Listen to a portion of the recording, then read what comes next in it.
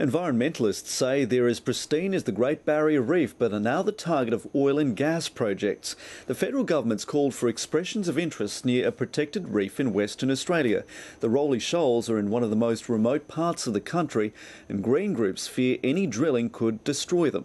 Environment reporter Connor Duffy has more.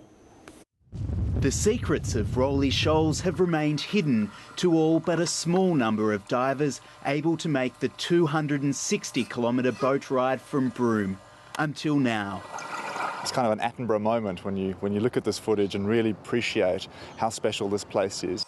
Home to hundreds of species of coral, as well as sharks and large reef fish, its isolation has meant protection. Well, the Rolly Shoals are one of the most pristine, one of the healthiest atoll systems in Australia and indeed in the world. Now an intruder looms large.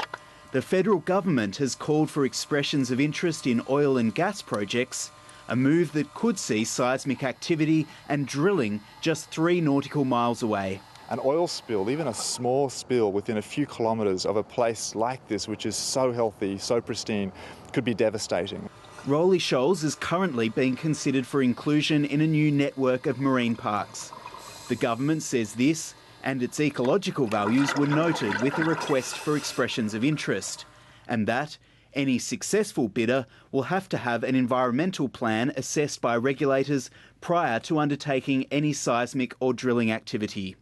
The state government says the acreage release is in Commonwealth waters, and it only found out about it through the ABC. Rolly Shoals being one of the most iconic areas, from what I've been advised, on the coastline of Western Australia, we would obviously have concerns if there was any impact on that particular pristine environment. Expressions of interest close tomorrow.